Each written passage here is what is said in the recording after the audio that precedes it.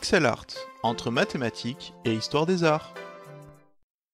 Dans cette vidéo, nous allons voir que cet art basé sur l'informatique, et donc relativement récent, existe en réalité depuis plusieurs millénaires.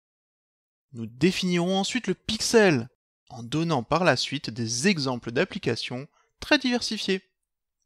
Enfin, nous expliquerons les cahiers de vacances basés sur cet art et constitués par l'Académie de Nice, pour les élèves étant au cycle 3. Au début, il y avait la mosaïque. La mosaïque est un art décoratif composé de fragments de petites pierres colorées et assemblés pour former des motifs ou des figures. Les fragments sont appelés des tesselles. Elle est apparue durant l'Antiquité avec des traces remontant au 4e millénaire avant Jésus-Christ en Mésopotamie, avant de gagner la Grèce et l'Empire romain qui l'utilisera abondamment comme en témoigne cette figure, nommée colombe, et retrouvée dans les vestiges de Pompéi. La broderie est un art décoratif des tissus. Elle consiste à ajouter sur un tissu déjà fabriqué un motif à l'aide de fil à tisser. Par exemple, au Moyen Âge, voici une broderie au point de croix sur une bande de toile dite Aïda. Cette bande de toile, déjà fabriquée avant d'être brodée, constitue une trame. On dessine alors une grille en comptant les points. Il ne reste plus qu'à broder aux intersections voulues pour obtenir le motif. Le pointillisme est un mouvement artistique lié à la peinture apparu à la fin du XIXe siècle. L'idée est d'apposer des petites touches rondes ou carrées de peinture colorée. Par exemple, voici le tableau L'Orage de Paul Signac. Ce type d'œuvre est à regarder d'un peu loin, car à une certaine distance, les petites touches de couleur ne peuvent être complètement distinguées et se fondent les unes aux autres. Les premiers ordinateurs, il y a une cinquantaine d'années, étaient très limités en graphisme et peu puissants. Ce qui n'est pas l'idéal pour des jeux vidéo comme en témoigne cette image d'Alien du jeu Space Invaders sorti en 1978. Cette image est un assemblage de gros carrés noirs. Ces carrés sont en réalité les composants des écrans.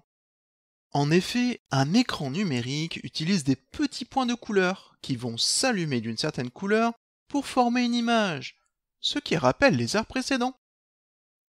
Ces petits points, d'abord en noir et blanc, puis en couleur, sont devenus au fil des innovations technologiques extrêmement petits et difficilement observables. Les smartphones actuels possèdent environ 2 millions de ces petits points sur une surface assez restreinte. Ce sont ces points qui vont composer une image qui sont appelés pixels, mot issu de l'anglais picture element et signifiant élément d'image. Pour résumer, la création d'images numériques se fait par assemblage de carrés qui peuvent varier quant à la taille. Le principe du pixel art est de faire des carrés suffisamment gros pour être visibles, tout en permettant d'appréhender dans sa globalité l'image en elle-même. Voyons quelques exemples d'application de cet art numérique dans la réalité. En architecture, voici une œuvre de Santiago Calatrava Valls en Espagne. Le toit est réalisé en poutrelle en aluminium, ce qui donne cet aspect cubique, tout en donnant une impression de vague quand on regarde l'image dans sa globalité. Ce type d'art s'invite aussi dans les rues, comme en témoigne cette œuvre que l'on peut observer à Champagnole, dans le Jura français. Il s'agit d'une représentation d'arbres pour lesquels nous pouvons voir les différents carrés de couleurs qui composent cette œuvre. D'autres artistes prennent aussi possession de l'environnement des villes, comme cette réalisation de Kelly Goeller, faite de petits carreaux blancs et bleus qui égayent le gris béton. Le mouvement du pixel art s'invite jusqu'au salon, avec cette création de tapis et canapés fortement cubiques.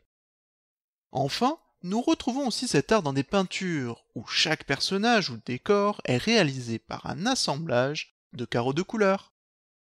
De plus, comme dans cette œuvre de Peterson Freitas, un détourage des formes par des carreaux noirs permet d'accentuer le rapport entre les différents éléments. Ces artistes utilisent cet art pour dénoncer les limites de plus en plus floues entre le réel et le virtuel.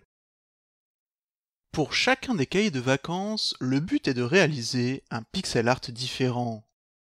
Pour cela, il faudra répondre correctement à toutes les questions, chacune d'elles permettant d'obtenir un élément, un bloc, de l'image finale.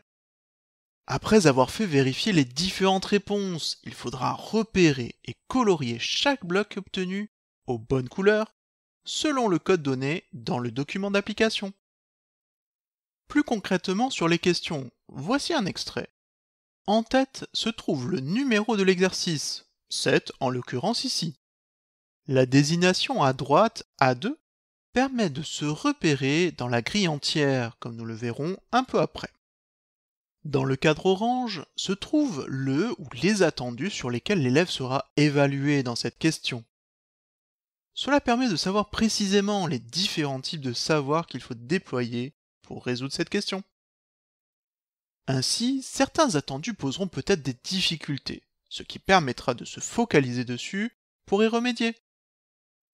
En dessous se trouve l'énoncé du problème ou du calcul, qui peut être soit, comme dans ce cas, un QCM, un questionnaire à choix multiples, dont une seule réponse parmi les 4 sera correcte, soit une proposition dont il faudra déterminer si elle est vraie ou fausse, comme pour cette nouvelle question. Dans ce dernier cas, il n'y a donc que 2 réponses possibles, soit c'est vrai, soit c'est faux.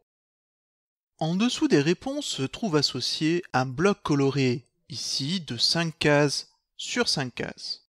C'est ce bloc qu'il faudra copier selon les couleurs dédiées dans la grille complète.